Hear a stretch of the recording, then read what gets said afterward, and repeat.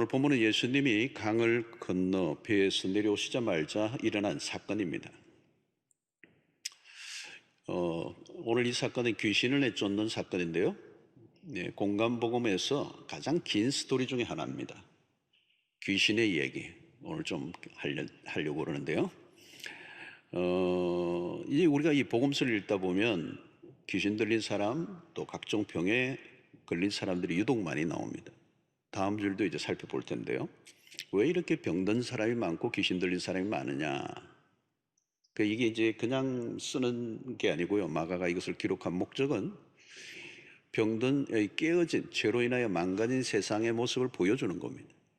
그리고 예수 그리스도 오심으로 이 병든 자들을 치유하시고 귀신을 내어 쫓는 사건을 통하여 하나님의 나라가 이제 시작이 되었다. 아마 언젠가는 하나님의 나라가 완성되면 병든 사람 한 사람도 없을 거고요. 모두가 완전해지는 날이 올 겁니다. 그때까지 우리는 하나님의 나라가 진행이 되고 있습니다. 또 오늘 이 귀신 얘기는 사실 좀 비현실적인 얘기로 들려질 수가 있습니다. 사실 보이지 않는 세계의 일이기 때문에 설명이 어렵습니다. 그러나 우리가 예수를 믿고 난 이후부터 우리에게 일어난 변화 중에 하나는 눈에 보이지 않는 세계가 보이기 시작한 것이죠. 눈에 보이는 세계가 전부가 아니고 보이지 않는 세계가 있다라고 하는 것을 우리가 분명히 알고 있습니다. 오늘 이 귀신 들린 것과 정신병, 좀 이게 상당히 이건 어려운 주제 중에 하나인데 구분은 돼요. 정신병은 일단 정신적인 질병입니다. 그죠? 정신적인 질병으로 본다면 귀신 들린 것은 그를 통제하는 어떤 실제적인 힘이 있는 것입니다. 악한 영의 존재가 실제한다는 겁니다. 그래서 우리가 오늘 이 세상에서 일어나고 있는 많은 일들, 매일 우리가 뉴스나 이런 걸 보면서 우리는 이제 많이 거기에 이렇게 많이 접촉을 하면서 거기에 대한 어떤 느낌을 별로 못 가질 수 있지만 오늘 이 세상 가운데 일어나고 있는 아주 기괴하고 끔찍하고 음울한 많은 사건들은 그냥 일어나는 게 아닙니다. 그 안에 어떤 악의 힘이 있는 거예요. 악의 힘, 악의 실체가 분명히 있는 것입니다. 그래서 오늘 우리는 이 귀신에 쫓겨나가는 사건을 좀 보는데 우선 귀신이 들렸을 때 어떤 일이 일어나는가 하는 것을 오늘 현상적으로 많이 나타나고 있습니다. 2절을 한번 볼까요? 배에서 나오심에 곧 더러운 귀신 들린 사람이 무덤 사이에서 나와 예수를 만나니라. 이게 더러운 귀신이라고 그랬어요. 더러운 귀신. unclean spirit이에요. 그 더러운 영. 귀신은 더러운 존재예요. 사실은 깨끗함과 거리가 멉니다. 육체적으로 더럽고 도덕적으로 깨끗하지 않아요. 귀신 들린 사람을 보면 지저분해요. 그리고 아주 희한한 악취가 납니다. 예수님이 나중에 귀신을 돼지떼에게로 몰사시키죠. 유대인들에게 돼지는 굉장히 부정한 동물로 취급되었습니다. 그러니까 오늘 이 본문 스토리에 보면 귀신과 돼지가 자연스럽게 연결되고 있습니다. 비슷한 거죠. 이 더러운 생각을 계속하는 사람들, 더러운 생각을 하니까 더러운 생활을 하겠죠. 이 귀신이 들어오라고 신호하는 것과 똑같아요. 이 더러운 곳은 귀신이 서식하는 곳이기 때문에 이 귀신은 더러운 걸 굉장히 좋아해요. 깨끗한 걸 싫어해요. 그러니까 도덕적으로 매우 음란하거나 타락한 생활을 계속하고 있으면 이미 마귀에게 사로잡혀 있을 가능성이 높습니다. 음란에 빠진 사람들 삶이 지저분합니다. 귀신이 거하는 것이죠. 그리고 오늘 이 마귀가 만들어 놓은 문화들 보면 이 세상의 문화들 안으로 들어가면 일단 추하고 혐오스럽고 지저분합니다. 여러분, 귀신과 성령은 상극이죠. 성령은 거룩한 영이십니다. 왜 우리가 계속 회개를 해야 되죠? 우리의 영을 깨끗하게 하는 작업을 계속하지 않으면 우리도 모르게 더러운 것에 오염이 됩니다. 오염이 되면 귀신의 서식지가 되는 거예요. 귀신이 더러운 곳으로 들어오니까 오염되면 마귀의 영역으로 나도 모르게 들어가 버리는 것입니다. 이게 더러운 귀신이라고 그랬어요. 자, 귀신 들린 사람이 어디에 살고 있습니까? 오늘 2절 3절을 보면 그가 사는 곳은 무덤 사이예요. 무덤은 어떤 곳입니까, 여러분? 죽은 자들이 거하는 곳입니다. 근데 산자가 갈 곳이 아니에요. 그런 오늘 귀신 들린 사람은 산자지만 무덤가에 살고 있다는 말은 죽은 자와 같은 거예요. 귀신 들린 사람들은 정상적인 관계를 맺으며 살지 못하는 겁니다. 그러니까 무덤 사이에 사는 거예요. 사람들이 사는 곳에 살지 못하고. 이런 귀신 들리면요, 사람을 피합니다. 눈을 마주치지를 못해요. 눈을 보세요. 눈을 마주치지를 못해요. 그러니까 철저히 고립되어 있습니다. 아무리 어려워도 마지막까지 함께하는 사람은 가족인데 나중에는 가족마저도 함께할 수 없는 순간이 와요. 주변에 아무도 없습니다. 돕고자 하는 사람도 없고 도울 수도 없어요. 가끔 이상 행동을 하면 인내할 수 있는데 그 이상 행동이 일상화되어 있으면 아무도 감당할 수가 없습니다. 그래서 이 마귀가 하는 일은 사람과 사람을 분리시키는 일을 하는 거예요. 인간을 외톨이로 만듭니다. 여러분, 불행한 인생이 뭐예요? 관계가 다 끊겨버린 겁니다. 그게 지금 무덤가에 사는 겁니다. 무덤 사이에서. 귀신이 하는 것은 모든 관계를 끊어버린다는 거예요.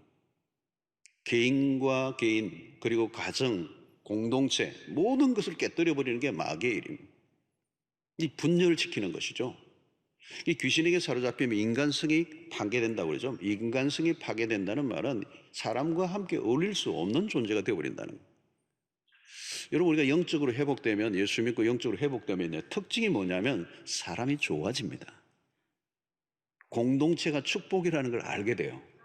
그런 변화가 일어나는 것입니다. 그런데 오늘 이 귀신 들린 자는 철저하게 그 무덤 속에서, 무덤 사이에서 거닐며 돌아다니는 비사회적인 존재가 되는 것입니다.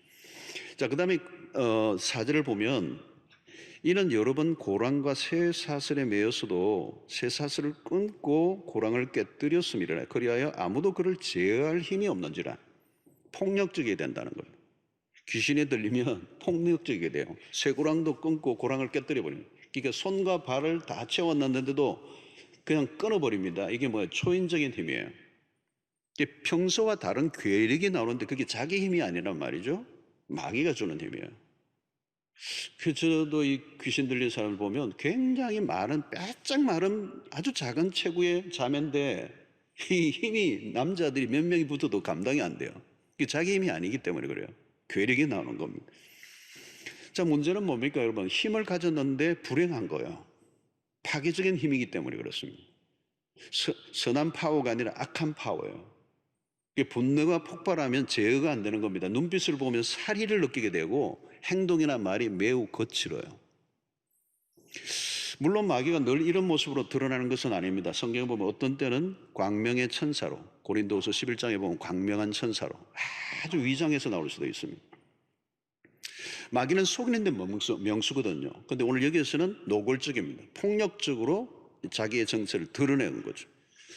여러분, 요즘 폭력적인 사건들이 빈번하게 일어나고 그 폭력이 어떤 데는 가족 관계 속에서도 일어나잖아요. 한순간에 끔찍한 일이 벌어져요. 여러분, 사람이 사람을 죽이는 일은 상상하기 어려운 일입니다. 사실은 정상적인 사람이 사람을 죽인다, 이건 불가능한 거예요. 그런데 가족을 죽인다, 이게 또 본정신으로는 결코 가능하지 않아요. 그런데 오늘 여러분, 이런 일들이 얼마나 우리에게 많이 일어나고 있습니까? 이거는 그냥 일어나는 일이 아니에요. 마귀로부터 온 폭력성은 개인은 물론이고 그리고 모든 가정을 해체하고 공동체를 다 깨뜨려 버립니다. 여러분, 우리가 잘 아는 히틀러 같은 사람이 유대인을 수백만 명을 그렇게 잔인하게 대량으로 학살한다. 그 본 정신으로 인간이 그 일을 할 수 있느냐? 하지 않아요. 한 인간이 했다고 할 수가 없어요. 그 안에는 틀림없이 어떤 악한 영이 그를 사로잡아서 그렇게 하게 만든 것입니다. 성도 여러분, 하나님은 창조의 역사를 만들어내시고요, 하나님은 생명의 역사를 만들어내시고, 하나님은 사랑의 역사를 만들어냈어요. 그런데 마귀는 파괴시켜요. 전부 다. 폭력적이에요. 폭력적이에요. 언어도 폭력적이고 행동도 폭력적이고, 그리고 파괴하는 거죠. 다 파괴해버리고 죽이고 정오하는 거.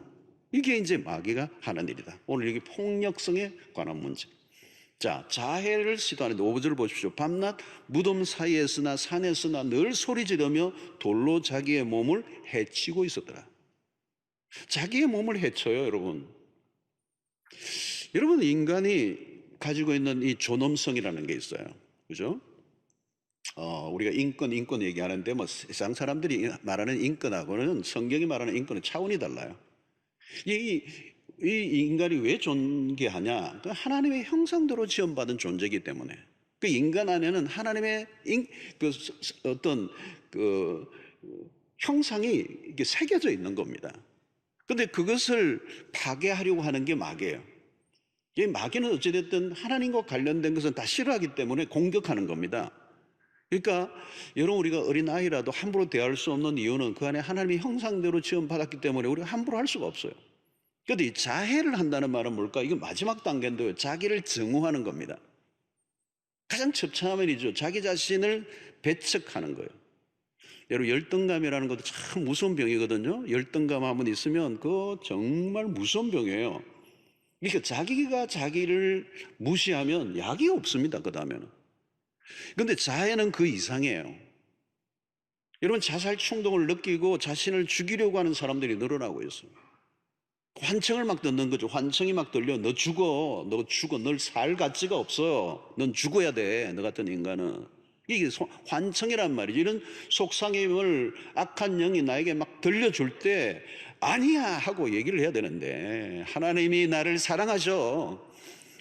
하나님이 세상을 이처럼 사랑하사 독생자를 주시기까지 나를 사랑하신 너무도 존귀한 난데, 그 마귀가 그런 말을 자꾸 그냥 들려주는 거죠. 그때 즉시 공격해야 된다는 거예요. 여러분, 은혜를 받으면요, 특징이 생명의 소중함을 느껴요. 이 생명이 하나님으로부터 왔다는 사실을 알기 때문에 얼마나 존귀한 존재인가. 자기 존중이 중요해요. 자기 존중. 여러분, 자기를 존중할 줄 아는 사람은요, 다른 사람도 존중해 여겨요. 저는요, 이 꽃을 좋아하는데, 이렇게 길을 걸어가다가 저는 어디 뭐 이렇게 약간 이렇게 어디 가면 그냥 안 가고 반드시 들꽃을 봐요. 어디든 꽃이 피어 있어. 안 피어 있는 데 거의 없어요. 그러면 가서 이렇게 보면요, 너무 아름다워요. 하나님이 이렇게 기가 막힌 작품을 만들어 놓으시고, 이렇게 멋진 쉐이프로, 디자인으로, 컬러로, 향기로, 자태로, 거기에 하나님의 신성을 봐요. 그걸 어떻게 함부로 막 짓밟을 수가 있어요? 그 생명 안에 그 하나님의 그 어떤 손길이 보인단 말이죠. 얼마나 존귀한가 하는 걸 느껴요. 하나님의 신성을 느끼니까. 그렇다면 여러분, 인간은 어떻겠어요, 여러분?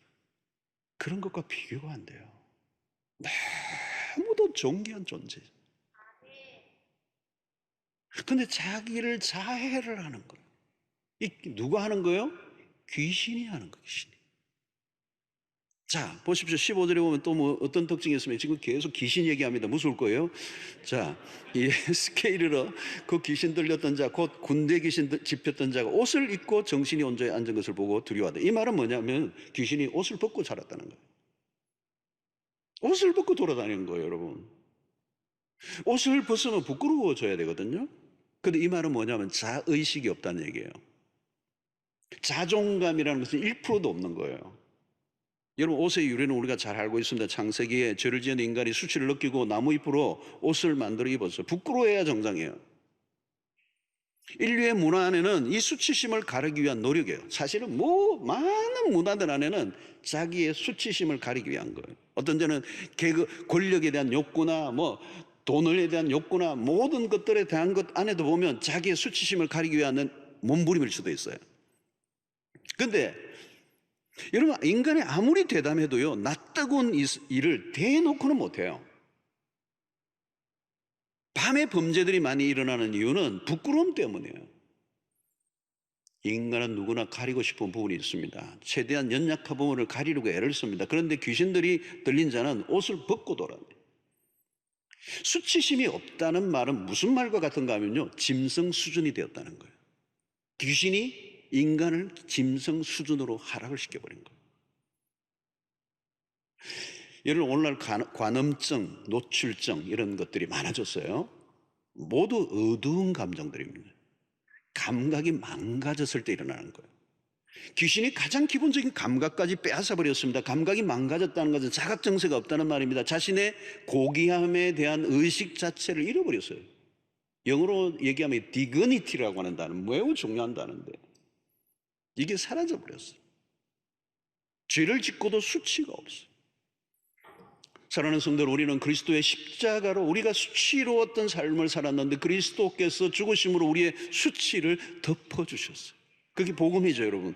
귀신은 우리를 부끄러움을 당하게 하지만 그리스도께서는 우리의 그 부끄러움, 수치를 가려주시고 그리스도로 옷 입게 하심으로 부끄러움을 영원히 당하지 않게 하신. 저 오늘 그 다음에 5절을 보면 또 다른 특징이 있어요. 밤낮 무덤 사이에서나 산에서나 늘 소리 지르며 돌로 자기의 몸을 해치고 있었더라. 자, 여기 보면 이 귀신 들린 자의 특징은 밤낮이 없어요. 잠시도 가만히 있지를 못해요. 소리를 지르며 막 돌아다니는 거예요. 이 상태는 어떤 상태입니까? 통제를 잃어버린 상태예요. 통제를 잃어버렸어요. 왜요? 귀신 들렸다는 말은 장악을 당했다는 거예요. 장악. 뒤집어 씌워졌다는 얘기예요. 그러니까 귀신의 지배하에 꼼짝을 하지 못하는 것입니다. 귀신이 시키는 대로 해야 합니다. 바로 앞에 우리가 지난주에 살펴봤던 것처럼 광풍 앞에 꼼짝 못하고 있는 제자들과 흡사한 모습이에요. 자연의 힘에 지배를 받든지 마귀의 힘에 지배를 받든지 인간은 무기력한 상태입니다. 자유를 빼앗겼으니까 귀신이 그냥 끌고 가는 대로 가는 겁니다. 자기가 할 수 있는 행동의 자유가 하나도 없어요. 여러분, 내가 웃고 싶을 때 웃어야 정상입니다. 그런데 웃고 싶어도 웃어지지가 않으면 심각한 상태예요. 내가 잠을 자고 싶은데 잠을 잘 수가 없어. 그러니까 밤에도 돌아다니는 거예요. 이런 목적도 없이 밤에 돌아다니는 사람들 다 이상한 사람들이에요, 사실은. 가만히 보면 자기가 돌아다니고 싶어 다니는 게 아니에요. 귀신이 그를 앉아있지 못하게 하는 겁니다. 잠잠하고 싶은데 입에서 악담과 저주가 막 쏟아져 나오는 거예요. 여러분, 불행한 삶 중에 불안한 삶은 뭐냐면 자기가 살고 싶은 삶을 살지 못하는 거예요. 내가 살고 싶은 삶을 못 사는 거예요. 뭔가 나를 끌고 다니는 거예요. 뭐 돌아다니게 하고 소리 지르게 하고. 사랑하는 성도 여러분, 지금 나는 통제가 잘 되고 있습니까? 내가 멈추고 싶을 때 멈추어집니까? 인간다운 삶이란 자유가 있어야 되죠. 다른 힘의 지배를 받으면 노예와 마찬가지입니다. 여러분, 우리가 예수를 믿어 우리에게 주어진 최고의 축복이 뭐냐면요, 자유예요. 자유.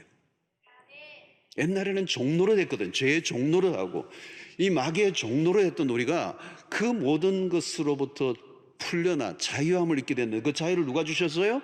요한복음 8장 32절을 보면 진리를 알지니 진리가 너희를 자유하게 하리라.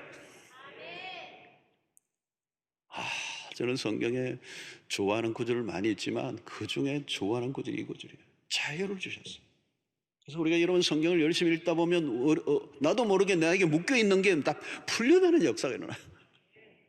거짓된 것으로부터 내가 오염돼서 꼼짝 못하고 있던 어떤 정신적 압박과 속박으로부터 자유케 되는 역사가 있어요. 여러분, 예수께서 우리에게 가져준 최고의 선물이 자유입니다. 예수께 사로잡히면 다른 힘이 나를 억압할 수가 없어요. 복음이 우리를 사로잡으면 통제 기능이 살아나고요, 말씀에 사로잡히면 자유가 일어나는 정상인이 되는 것입니다. 자, 그런데 여러분, 이 귀신 들린 사람을 위해 사람들이 무엇을 했습니까? 어떻게 도왔죠? 쇠고랑을 채운 것밖에는 다른 게 없어요. 무엇을 말해줍니까? 인간은 도울 힘이 없어요. 처음에는 나름 전문가들을 동원하고 해결하려고 했을 겁니다. 그러나 실패했어요. 사람들이 할 수 있는 일은 그에게 쇠사슬을 채우는 일밖에 못합니다. 결박하는 일이 유일한 방책이에요. 그 사람을 여러분 결박하려고 하면 얼마나 많은 사람이 동원해서 발과 손을 막 묶어야 됩니까? 그 쇠고랑을 채우는 과정에 상처가 났을 거고 막 그냥 격투가 일어나고 그 사람의 그 완강한 힘으로 그냥 억압하려고 하니까 사실 여러분 더 큰 고통에 빠지게 하는 겁니다. 도와주는 게 아니에요. 왜 그 사람들이 그를 도와줄 수 없는 것입니까? 근원적인 것은 죄로부터 출발한 것이기 때문에 그것이 마귀의 역사이기 때문에 도울 수가 없어요. 마귀를 능가하는 힘이 아니면 그를 도울 수가 없는 거죠. 오늘도 마찬가지입니다. 많이 망가지고 깨어진 세상을 우리가 살아가고 있습니다. 악한 영에 시달리는 사람이 한둘이 아닙니다. 우리 가까이 있습니다. 너무도 비극적이고 고통 속에 삽니다. 그런데 딱히 도와줄 길이 없어요. 인간의 한계입니다. 자, 그런데 오늘 이 일이 어디에서 벌어졌습니까? 그라사인 지방이에요. 갈릴리 바다 북쪽입니다. 20절에도 지명이 나오는데 데가볼리라는 도시예요. 이것은 이방 땅인데 돼지를 키우는 것만으로 보아도 알 수가 있습니다. 유대인들은 돼지를 먹지 않기 때문에. 자, 이 사건이 이방 땅에서 일어났다는 것은 주목할 만한 일이에요. 데가볼리라는 말, 데카폴리스라는 단어. 그러니까 10개의 도시라는 뜻의 의미가 이 안에 들어 있습니다. 여러분, 도시는 어떤 곳입니까? 겉으로는 화려하죠. 그러나 조금만 안으로 들어가 보면 어둡고 지저분한 곳이 많아요. 온갖 범죄가 난무해요. 한 인간의 인간으로서 대하지 않고 소모품으로 물건 취급을 하게 돼요. 돈으로 사람을 사고 파는 일들이 일어납니다. 이권에 의해서 사람을 죽이기도 합니다. 도시의 밤은 어느 것보다 어둡고 추악하고 음습합니다. 도시의 밤을 대낮처럼 불을 밝혀 놓았지만 그 화려한 이면에는 사람들을 속여 유혹합니다. 밤은 폭력이 넘치고 밤낮을 인식하지 못하고 돌아다니는 인간들이 귀신의 지배 아래에 있습니다. 도시 안에는 사람들이 몰려있지만 동시에 사람들을 격리시킵니다. 도시 안에서 적응하지 못한 사람들이 한둘이 아니에요. 어쩌면 이 귀신 들린 사람도 그 희생자일 수도 있습니다. 자, 드디어 예수께서 귀신과 대화를 하시고 쫓아내시는 장면이 나오는데요, 예수님과 귀신의 만남은 불가피합니다. 예수님이 오신 것이 마귀의 일을 멸하려 하시기 위해서였기 때문에, 예수께서 악한 영이 장악하는 세상을 그대로 내버려 두지 아니하시고 찾아오신 겁니다. 그래서 오늘 8절에 보니까 이는 예수께서 이미 그에게 이르시기를 더러운 귀신아 그 사람에게서 나오라, 나오라. 바로 앞에서 바람과 바다를 향해 명령하셨던 분이 귀신을 향하여 동일하게 명령을 하십니다. 이름을 물으셨어요. 귀신 들린 사람의 이름을 귀신 들린 사람의 이름을 묻지 않고 귀신의 이름을 예수님이 물으셨어요. 여러분, 이 말은 뭘까요? 귀신 들린 사람은 이미 귀신에게 이름까지도 다 빼앗겨 버렸어요. 모든 걸 귀신에게 다 강탈당한. 여러분, 이름이 없다는 말은 정체성이 없는 겁니다. 송두리째 모든 게 다 빼앗겨 버린 상태에 있는 그 사람에게 주님이 찾아오셨어요. 그리고 이제 물으시는데 9절에 보니까 이에 물으시되 내 이름이 무엇이냐 이러시되 내 이름은 군대니 우리가 만어민이다. 이름이 군대래요. 그 말은 뭘까요? 이 군대는 군단을 말합니다. 로마의 군대 단위로 얘기하면 이 지금 군대라는 말은 숫자가 6천이 된다는 얘기예요. 그 당시에 로마의 군단의 단위입니다. 그러니까 귀신을 숫자로 어떻게 얘기해야 돼요? 한 마리로 할 수도 없고 한 명이라고 얘기할 수도. 귀신이 하나만 들어있는 게 아니에요. 6천이 들어있는 거예요. 군대 귀신이 들어있는 거예요. 여러분, 어떤 상태였을까요? 여러분, 이 사람이, 귀신 들린 사람이 하나가 아니고 떼로 들였는데 6천의 이 귀신떼가 들어있는 거예요. 최악이죠, 최악.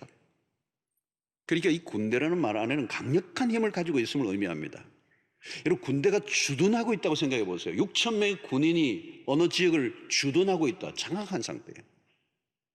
여러분, 우리가 보면 가끔 다중인격자다 이런 얘기를 하죠. 다중인격자. 순간순간 얼굴 표정이 바뀌어요. 어떤 때는요, 목소리도 바뀌어요.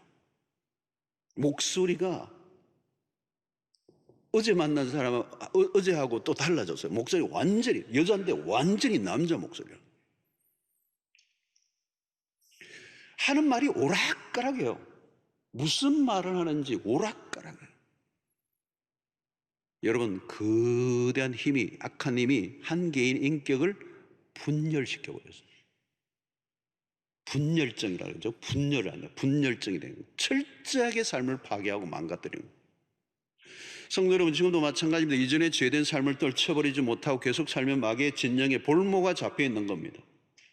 성령의 충만함을 삶을 살지 못하면 마귀의 점령지가 될 수 있습니다. 누구나. 오늘날 우리는 광기 어린 세상을 살고 있습니다. 사람들이 제정신이 아닌 사람들이 많아요. 무엇인가 미쳐 있습니다. 끔찍한 일들이 수시로 벌어지고 사이코패스가 한둘이 아닙니다. 마귀의 하수인 역할을 하며 돌아다니는 사람이 너무 많아졌어요. 자, 오늘 예수와 귀신의 대면에서 귀신이 예수를 알아봐요. 6, 7절 보니까 그가 멀리서 예수를 보고 달려와 절하며 큰 소리를 부르짖어 이르되 지극히 높으신 하나님의 아들 예수여, 나와 당신이 무슨 상관이 있나이까? 원하건대 하나님 앞에 맹세하고 나를 괴롭히지 마옵소서 하니, 그때 예수님이 귀신을 향해 명령하시죠. 13절에 보니까 허락하신데 더러운 귀신들이 나와서 돼지에게로 들어가며 거의 2,000마리 되는 떼가 바다를 향해 비탈로 내리달아 바다에서 몰사하거늘. 자, 여러분, 우리의 상상력이 필요합니다. 무슨 일이 지금 일어나고 있는지 예수님께서 명하시니까 귀신들이 돼지 떼들에게로 들어가게 하신 거죠. 여러분, 귀신이 들어갈 수 있는 곳은 돼지 떼들 외에는 적당한 곳이 없었던 거죠. 자, 그들의 체온은 어디입니까? 바다를 향해 내리다라 몰사했다는 거예요. 여기서 우리는 예수 그리스도가 가신 능력이 얼마나 큰지를 드러내십니다. 예수님이 말 한마디에 그 그리스도의 능력 앞에 사단의 권세가 허망하게 무너지는 것을 보여줘요. 귀신을 내어 쫓으시는 이 장면은 드라마틱합니다. 군대 귀신들이 돼지떼들에게 들어가서 돼지들이 바다를 향해 막 달려 내려가는 모습은 매우 시각적이죠. 예수 그리스도의 능력이 얼마나 큰가를 시각화시켜주고 있습니다. 그리스도가 오심으로 사단의 왕국이 어떻게 철저하게 무너지는가를 보여주신 것입니다. 자, 사람들이 와서 예수를 동네에서 떠나기를 간구합니다. 17절에 보니까 그들이 예수께 그 지방에서 떠나기를 간구하더라. 여러분, 돼지떼들이 몰살을 하니까 이 축사, 돼지를 치던 사람들이 와서 예수님에게 빨리 떠나달라는 거예요.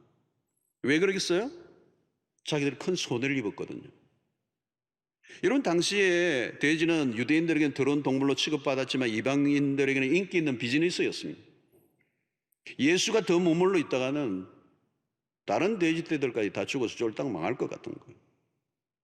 자, 여러분, 여기에서 보면 뭘로 얘기해 줍니까? 그들의 눈에는 그토록 비참하게 살았던 한 영혼이 귀신으로부터 풀려나 온전하게 된 것은 눈에 들어오지도 않았어요. 그들에게 중요한 것은 비즈니스였어요. 여러분, 세상을 바라보는 관점, 세계관이 매우 중요합니다. 오늘 우리 시대를 뒤덮고 있는 것은 물질적 세계관이에요. 유물론적 세계관. 모든 것을 판단하는 기준이 뭘까요? 돈입니다. 하나님의 나라의 시선으로 보면 한 영혼은 돼지 2,000마리와 비교가 안 되죠. 어떻게 사람과 동물을 비교할 수가 있겠습니까? 여러분, 성경적 가치에 의하면 한 영혼이 천하보다 귀하다고 했습니다.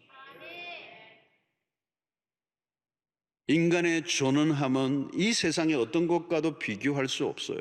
그러나 여러분, 세상 안으로 들어가면 달라져요. 얼마의 돈 때문에 사람의 생명을 파리 목숨처럼 다룹니다.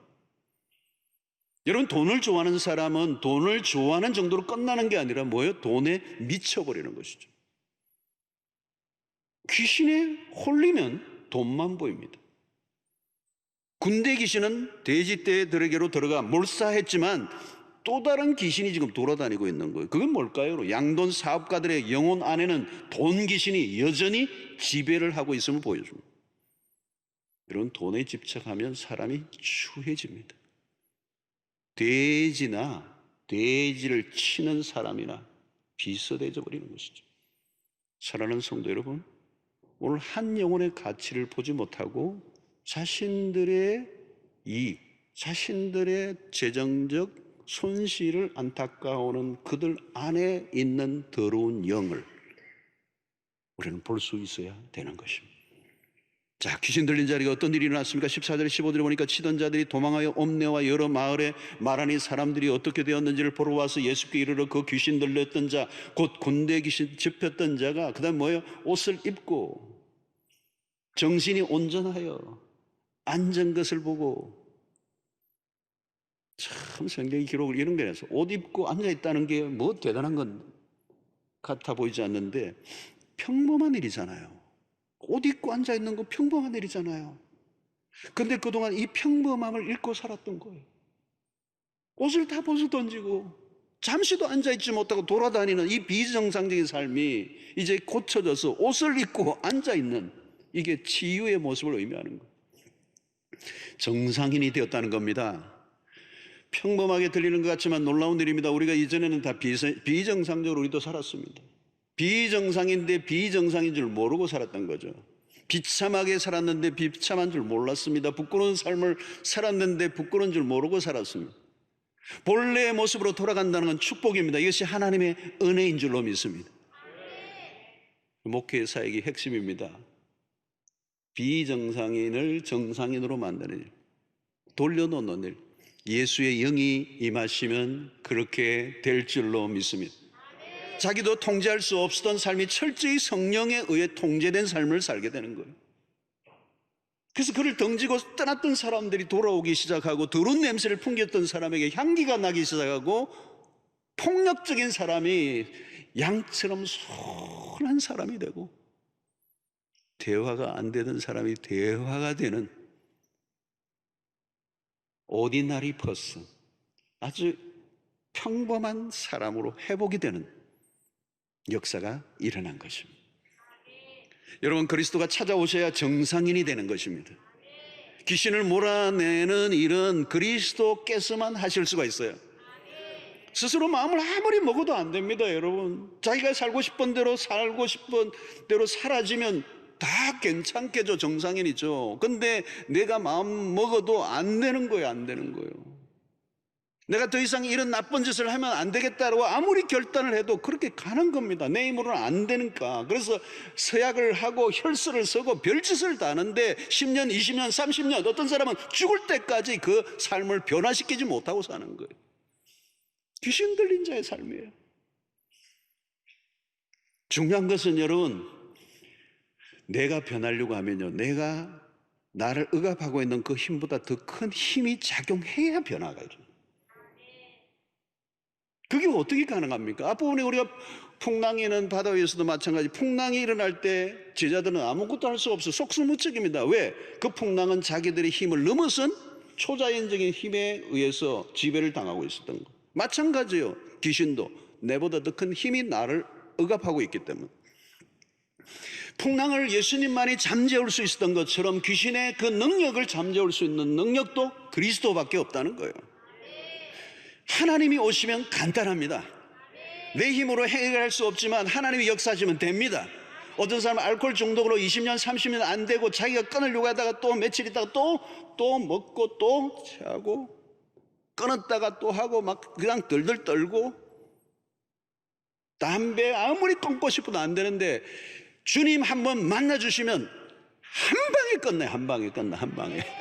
오래 걸리지도 않아요. 오래 걸리지도 않아요. 난 그런 걸 많이 봤어요. 저는.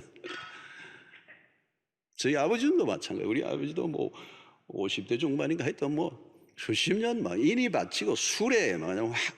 아버님 죄송합니다. 여러분들에게 은혜를 끼치려 하니까. 근데요, 그건 좋은 간증이니까. 예수를 믿으신 그날 끝이 나버렸어요. 예수 믿으신 그날 끝이 나버렸어요. 더 이상 먹고 싶은 생각, 아무 생각이 안 나는 거예요. 할렐루야. 여러분, 우리의 힘으로 안 됩니다. 여러분들 가족 가운데도 그런 분들이 있을 거예요. 우리의 힘으로도 안 되고 능으로도 안 되고 오직 그리스도께서 찾아오셔서 통치하시면 한순간에 변화가 일어나요. 그러니까 내가 노력하고 막 애를 쓰고 바꾸려고 애를 쓰면 안 돼요. 그건 안 되는 겁니다. 주님이 임하셔야 합니다. 성령이 임하셔야 합니다. 여러분, 그걸 위해 기도해야 하는 것입니다. 기도하고 하나님 한 번만 만나 주십시오. 막 꿈에라도 만나 주십시오. 그러지 않으면요, 폐가 망신해도 안 바뀝니다. 모든 걸 다 잃어버려도 안 바뀌어요. 그 습성이 안 바뀌어요. 쥐고 있는 힘이 있어요. 악한 영의 힘이 있어요. 여러분, 성령이 역사하시면 내가 힘을 쓰지 않아도 돼요. 쉬운 것입니다. 주님이 하시면 간단하게 돼요. 그리스도가 오셨는데 어떻게 귀신이 거기에 존재할 수가 있겠습니까? 그리스도가 찾아오시면 귀신은 물러나고 우리 안에 있는 광풍도 사라지는 거예요. 그리스도의 능력을 맛보는 은혜가 있게 되기를 주의 이름으로 축원합니다. 자, 19절 20절에 보니까 예수께서 배에 오르실 때 귀신 들렸던 사람이 함께 있기를 간구하였으나 허락하지 아니하시고 그에게 이르시되 집으로 돌아가 주께서 내게 어떻게 큰 일을 행하사 너를 불쌍히 여기신 것을 내 가족에게 알리라 하시니. 자, 이 마지막 장면이 눈에 들어와요. 이제 들려던 사람이 나으니까 본전이 돌아오면서 너무 감격하면서 주님을 따라가겠다고 그런 거예요. 주님 제자, 나도 제자 되겠습니다. 그러나 주님이 허락하지 아니하시고 그에게 가족에게로 집으로 돌아가라. 왜 그렇게 하셨을까요? 그에게 가장 필요한 것은 가정이 아니었을까요? 치유와 회복의 완성은 가정입니다. 가정에서 다시 시작해야 합니다. 어쩌면 귀신 들렸던 사람의 깨어진 삶은 가정에서부터 시작되었을지도 모릅니다.